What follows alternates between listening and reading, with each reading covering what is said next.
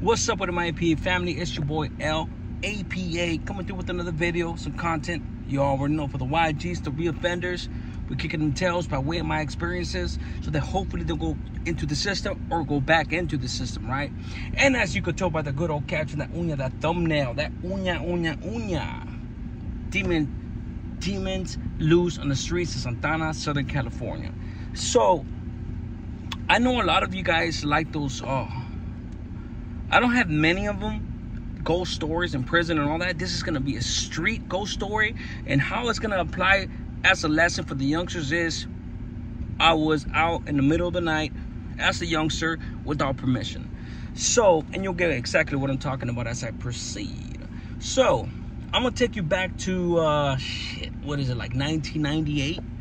1998, I was a YG, early teens.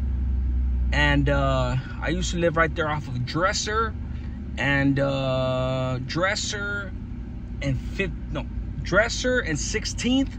But where this took place was on Dresser and 15th Street. 15th Street, next street is French.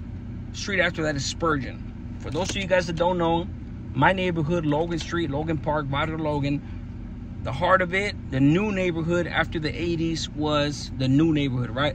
In the 1980s was the new part of the neighborhood. We expanded the neighborhood from Logan Park, Logan Street, all the way to Main Street. Spurgeon was our stomping grounds, our new stomping grounds. Right around the time I was born, maybe right before that. So I was chilling with it and dinner, man. I was right there getting it with the homeboys, man. I was a young YG. We're smoking weed. It was Victor, Danny. I don't want to say Victor's Placaso because, you know, he was from the neighborhood and all that, but he ended up walking away from all that stuff. And, you know, at the time, I remember thinking he was a weenie and all kinds of shit. But actually, man, now I respect it because he made the right choice. But honestly, I didn't respect it at the time was because he was scared. Type shit. To me, he was scared. That's why he went away. He didn't walk away because he wanted to take care of his family, nothing like that. He walked away because he just couldn't hang, right? And that's what it was. But now, man, in hindsight, no matter what reason it was, he was so smart for doing it, right? And I'm sure he's been thriving ever since. So shout out to him if he listens to this. So Danny, Victor, that was his name, whatever. The other neighbor's name was Danny as well. You know, so don't get that confused. So, Danny's mom, the other dude, not Victor, Danny's mom was a school bus driver. There was a school bus out in front of the street parked every day because, you know, she used to bring her school bus home. So, I'm just setting up the scene. They used to live next to each other. There was a driveway with two cars. The left side was Victor's pad. The right side was Danny's pad. And that's where we're at. We were kicking it right there. So me and my brother, man, the way we used to sneak out of their house, we had an apartment. My mom had an apartment, man. She had a 2-bedroom apartment. She used to work 2 jobs to take care of us. Of course, she had government help and things like that. You know, I've never had a childhood memory without us having food stamps. You know, and it's a blessing, right? I ain't ashamed of it. It is what it is, man. For those of us that weren't fortunate enough not to be able to not have food stamps, right? So we snuck out from the window, and we used to freaking slide that window. Did you hear anything? Is she awake? No? Okay. Is she awake? No? Is she awake? Bro, it used to take us like 10 minutes just to fucking sneak out of the house, the apartment. So, but once we were getting it, we're out. As soon as we leave it, boom, we're gone. Down the street, we're kicking it. It was me, Victor, Danny, and we're chilling. Now, I was on my toes because the cops, man, this was around 1:30, 2 o'clock in the morning, a.m., middle of the night, right? Middle of the morning. And I was already apprehensive because I had already been taken home, or my mom had already had to pick me up from the police station for being a minor out after curfew, right? So I was doing it once again. My ass was stupid as fuck. So we're sitting there talking, man, and it was Victor on my left side, Danny on my right side. The street was right here where Danny could see directly to the streets, and I could see the streets through my peripheral, right? So that night, man, I remember they were talking about whatever the fuck we were talking about, man. Mostly they were talking because they were older than me, man. They were already 19. Yeah, they were around the same age, 19. I was like, what? Fucking, I'm telling you, man, I was young. Man, I was, what, 13, 14 years old? I was young as fuck. So, and I was already from the neighborhood, you know, whatnot. So we were chilling. And Victor was from the neighborhood too, you know. And then we're sitting there, like I said, we're talking, whatever. And I'm listening to the story, and I see something to the side of my eye. Like a black thing. Boom. Like somebody walking. And I looked. And Victor was the one talking, looking at Danny. And I was like, man, I could have sworn I seen something. All the while he was still talking. And I'm still looking, trying to be like, man, I know I wasn't tripping. Victor, what caught my attention was Victor saying, hey, you all right, bro? And I looked at him. He wasn't looking at me. And I seen he was looking at Danny, and I looked at Danny, and Danny was looking towards my direction. My peripheral was that way. He was looking straight there. And obviously Victor was looking in front. And I remember thinking, when I seen Danny, I see him watering, his eyes watering, like he couldn't talk. He couldn't talk. Victor was like, you all right, bro? What the fuck's wrong with you? And I looked at him and I was like, and it took me a little bit to put two and two together, but I was like, whoa, bro, did you see that? What the fuck did you see? What was that? I thought it was a cop, right? Because cops were dark blue, navy blue, whatever the fuck. He couldn't speak, bro. He was straight frozen. Whatever I saw through my peripheral, he's seen directly, bro. And to this day, I get chills down my fucking, in my heart, my body. And I don't know what the fuck it was, man. It was a tall figure. I could see a tall figure. He ended up saying that it was a dude, a tall figure with no head. It was basically like a grim reaper with no head passed through there. And bro, that fool went straight inside. Victor went straight inside, and guess what I did, guys? I ran home, and my pad was only that same block. I remember, man, I tried to actually walk down the street, down the sidewalk for a couple of steps, but I swear to God, I felt something in the back of my head, and it couldn't have just been me, right? But I took 2, 3, 4, 5 steps, and after that, I was like, I'm gone. And I ran, bro. I remember running, man. Fuck all that, man. You could shoot somebody, you could fight somebody, but you can't fight a demon. You can't shoot a demon, motherfucker, end up taking your fucking soul, you know? But man, that was one of the scariest things. That was one of the first things I had ever experienced, right? I run home, whatnot, get there.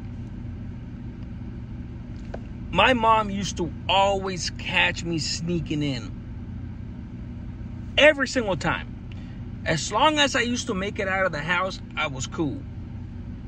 That night, bro, I bullshit you not, and this is how I believe in these things. I went in there, man. I snuck back. See, this is how we used to do it, right? That same window we used to leave open to sneak back in. My mom was a dick. I love her, man. She was awesome, man. And I would have done the same thing as her, just to be a dick as well.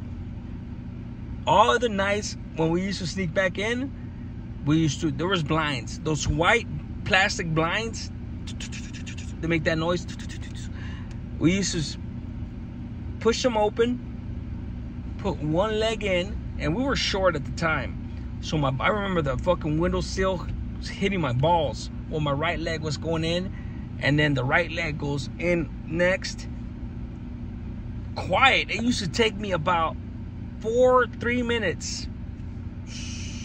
One leg, The next leg.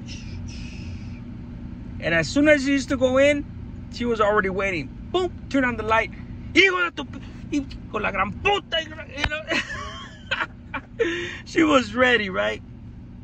That night, did the same thing. Went in there, boom, boom, boom. My mom wasn't there. She wasn't waiting at all. I closed the door, the window. Boom. Went in my room. And that was that. The next day, I told my mom about what happened. Because my mom and my aunts used to always tell me stories about El Salvador. And I got a gang of stories about demons, scary stories, ghosts in El Salvador. Because, you know, guys, you got to remember, man, Mayas and Aztec, all those lands down there in Central America, sacrificial stuff happened. A lot of people got sacrificed, a lot of like rituals, things like that. So there's a lot of haunted places, right? And that's why I told her, and I told her, like, Mom, like, this is what happened to me last night. And my mom was like, and this is the part that scares me the most. My mom was like, man, mijo, like, that was one of the first nights that I actually had a good night's sleep. And I remember her telling me that she felt like somebody was rubbing her head, like caressing her head. And she said that that was her dream, right? But she said that it was in between dreams. She could have sworn she was awake, right? And the trippy part about it, guys, is that I'm telling you, that's the first night that she never woke up. You know what I'm saying?